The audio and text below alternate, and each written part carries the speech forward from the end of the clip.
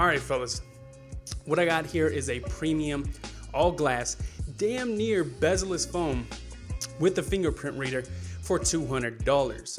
Now, I wasn't expecting much. I mean, how can you at this price point? But damn, I'm just blown away. What's good, people? I'm YetiMachete, and this is the Doogee Mix. Let's check it out.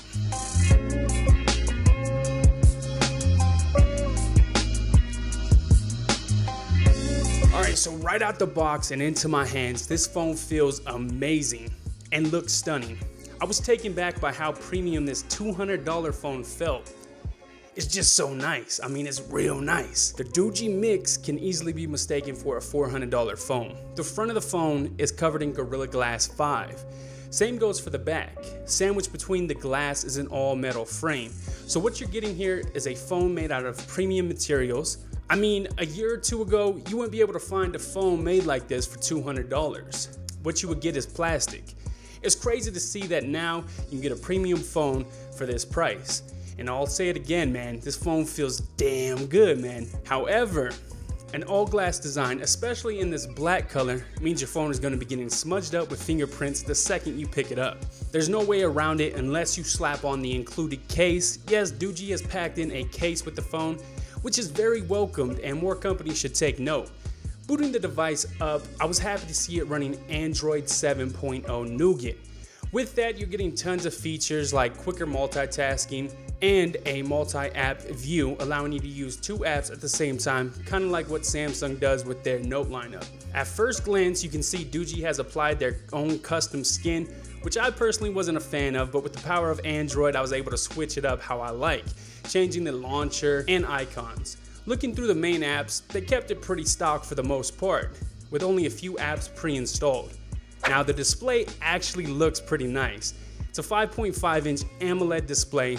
Now I love me some goddamn AMOLED, man. I love me some AMOLED. Them colors just pop. Now, it's not a 2K panel. Hell, it's not even 1080p, which at first glance, I thought it was. I mean, it looks good, but it's actually a 720p panel. But honestly, it does not look bad at all. I can hardly see any pixels unless I hold the phone right up to my face. Games look crisp. The only time I noticed it was while watching some YouTube videos. Not all, just some just looked a bit grainy. Do I wish they went with 1080p?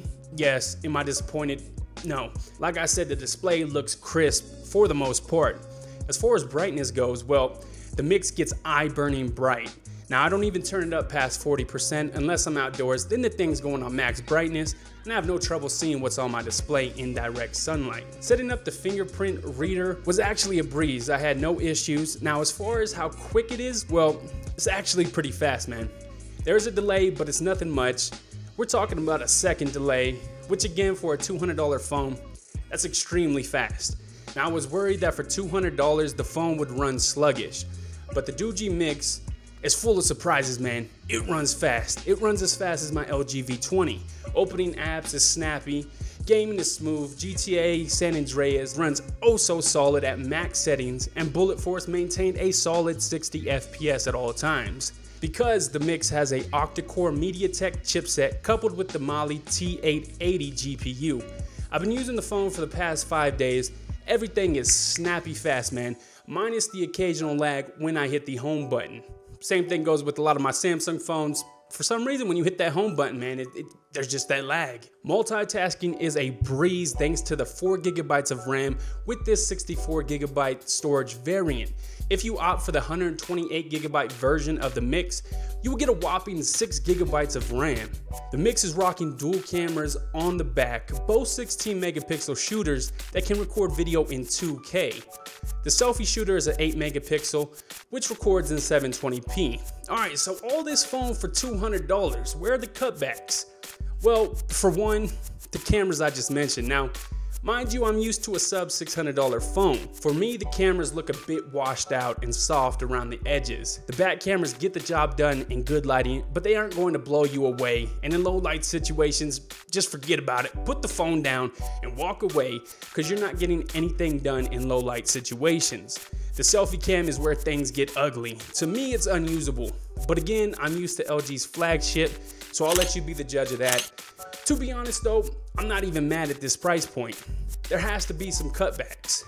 while we're on the negatives of this phone, let's get out the last thing that really disappointed me, and that's the speakers, man. They sound a bit too tinny for my liking. I mean, they get loud, but again, I just think they're lacking a bit of bass. Voices sound kind of weak and lacking depth.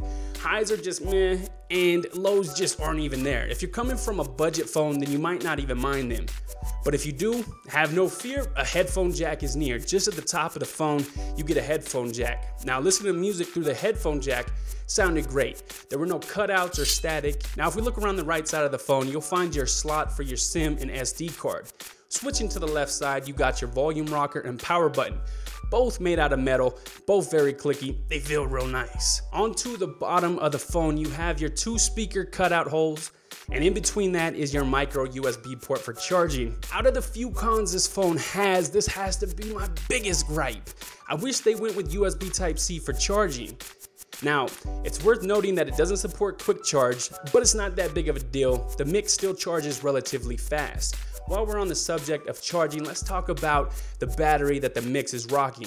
It's packing a 3,380 milliamp hour battery that can last you all day thanks to the lower res screen and the AMOLED panel, so black pixels don't even turn on. I used the Mix right out of the box with 80%, replying to emails, testing some games, checking social media, switching the launcher, wallpapers, and icons. It still left me with 35% at the end of the day. Now that's one of my favorite things about this phone, man. I hate not having enough juice to last me throughout the day. The Mix is gonna handle this with no issues. Now, taking calls with the Mix was a good experience overall. I could hear whoever I was talking to loud and clear, and they said that I sounded fine, so no issues there. Overall, I have been extremely pleased with my experience using the Mix, and it checks almost all the boxes for me, doing so at less than a fraction of the price than Samsung's and Apple's offerings. Build quality, check. Good performance, check. Long-lasting battery, check. And if you can overlook some of the shortcomings that this device has, then I think you'll be pleasantly surprised. Now, I wasn't expecting much out of the Mix, but damn, I have to give it up to Doogee because this phone is amazing and full of surprises. Now, I don't know how this phone will hold up for the next year or so, but I'll make sure to do an update video letting you guys know in about 6 months or so. If I missed anything you want to know about this phone, definitely leave it in the comments down below and I'll be happy to help. I'll leave a link in the description if you plan on picking this phone up. But that's gonna wrap up the video. If you guys enjoyed the video, you already know what to do. Smack that like button. And if you haven't yet, definitely check out my other content. Consider subscribing for more tech videos, reviews, and all things related gaming. I'm signing off. Catch you guys in the next one.